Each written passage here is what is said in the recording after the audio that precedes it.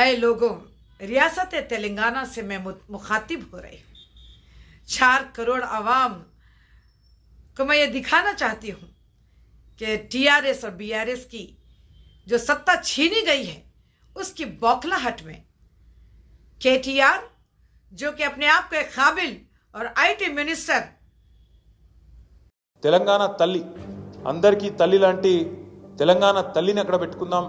కొత్త secretariat doctor Babasaheb Ambedkar గారి పేరు మీద పెట్టుకున్న సెక్రటేరియట్ అక్కడ తెలంగాణ తల్లిని పెడదాం, అందరి తల్లిని అంటే లేదు నేను రాహుల్ గాంధీ వాళ్ళ నాయననే పెడతా అని చెప్పి రాహుల్ గాంధీ గారి తండ్రి గారి ఫోటో తెచ్చి అక్కడ పెట్టినాం, తండ్రి గారి విగ్రహం తెచ్చి అక్కడ పెట్టినాం. పెట్టడమే కాకుండా ఢిల్లీ మెప్పు కోసం ఇన్ని రోజులు బూతులు తిట్టిండు కదా, సోనియా గాంధీ గారిని బలిదేవత అని, రాహుల్ గాంధీ గారిని ముద్దపప్పు అని, నానా బూతులు ఏవైతే గతంలో తిట్టినావో వాటిని కవర్ చేసుకోవడానికి ఈరోజు చాలా కష్టపడి వాళ్ళ ప్రాపకం కోసం తప్పకుండా మళ్ళీ చెప్తా ఉన్నాం, సకల మర్యాదలతో మేము మళ్ళీ ప్రభుత్వంలోకి వచ్చిన మరుక్షణమే సకల మర్యాదలతో ఆ విగ్రహాన్ని అక్కడి నుంచి తిరిగి నీ గాంధీ భవన్కి పంపిస్తాం. అంతగానం ప్రేమ ఉంటే జూబ్లీహిల్స్లో ఇంట్లో పెట్టుకో లేదా ఇంకొక ఆడ పెట్టుకో, కానీ అక్కడ మాత్రం ఖచ్చితంగా తెలంగాణ తల్లి ఉంటుంది, ఇది జరిగి తీరుతుంది, రాసి పెట్టుకోమని చెప్పి కూడా ఈ నిమజ్జనం రోజు చెబుతూ వారికి గుర్తు చేస్తూ ధన్యవాదాలు, నమస్కారం. और म्यूनसिपालिटी का एडमिनिस्ट्रेशन कहा जाता था, तो एक आईटी मिनिस्टर जो कि सत्ता के लालच में और सत्ता के भोग में आज देश के former prime minister Rajiv Gandhi ji की जो स्टैच्यू का आविष्कार किया गया है सीएम रेवंत रेड्डी जी के हाथों, उसको ये बहुत ही घिनौने अल्फाज में धमकाने की कोशिश की है. क्या यही है तुम्हारी राजनीति? केटीआर से मैं सवाल करना चाहती हूं, क्या तुम्हारे बाप इस रियासत के एक्स सीएम रह चुके हैं? एक एक्स सीएम का बेटा जो कि आईटी मिनिस्टर अपने आप को माना जाया करता था आज से 1 साल पहले, और उनकी भाषा और उनकी लैंग्वेज कैसी है? इतनी गंदी और घटिया राजनीति, जहां पर हमारे former prime minister Rajiv Gandhi ji के स्टैच्यू के आविष्कार को लेकर इनके पेट में किस तरीके से दर्द हो रहा है.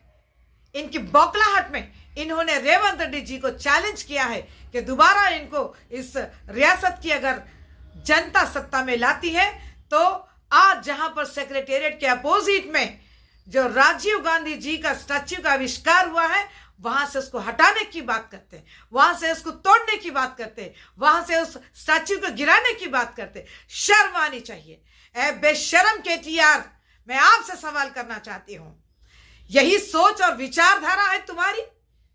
क्या अपोजिशन में आते ही आप इस तरीके से डराने की, धमकाने की और ओछी राजनीति करने का अपने आप को यानी कि साबित करने की लीडरशिप आप बता रहे हैं? क्या आप एक सीएम के बेटे हैं? क्या इस तरीके से डर्टी पॉलिटिक्स आपको शोभा देती है? क्या आप माफिया टाइप की पॉलिटिक्स करना चाहते हैं, डरा कर धमका कर? तो दूसरी तरफ मैं आपको ये चैलेंज करना चाहती हूं, क्या आप नहीं देखे रेवंत रेड्डी जी कौन सी और कैसी शख्सियत है? वो जो कहते हैं वो कर दिखाते हैं. रेवंत रेड्डी जी हर चीज पर चैलेंज करते हैं और आपके इस चैलेंज को उन्होंने स्वीकार किया है.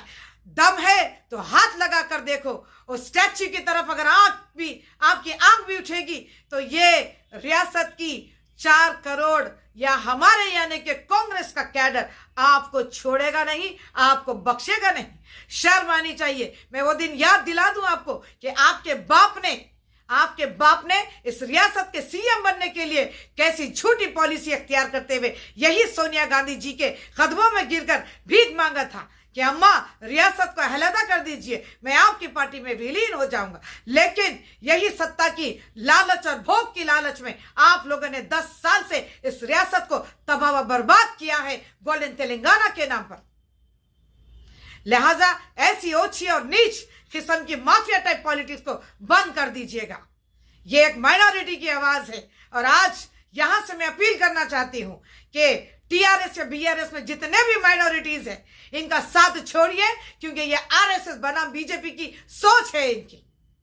क्योंकि कविता जी को रिहा इसीलिए किया गया है कि ये आरएसएस और बीजेपी की भाषा बोलने लगे और यहां पर रियासत के माहौल को खराब करने की कोशिश कर रहे हैं. तो लिहाजा रेवंत रेड्डी जी का चैलेंज आप एक्सेप्ट करिए. और उन्होंने यही कहा है कि 10 सालों में आपको तेलंगाना तल्ली याद नहीं है, अगर आपको इस रियासत से मोहब्बत होती तो आप 10 सालों में तेलंगाना तल्ली का जो स्टैच्यू लगाने का ख्वाब था वो पूरा किया जाता।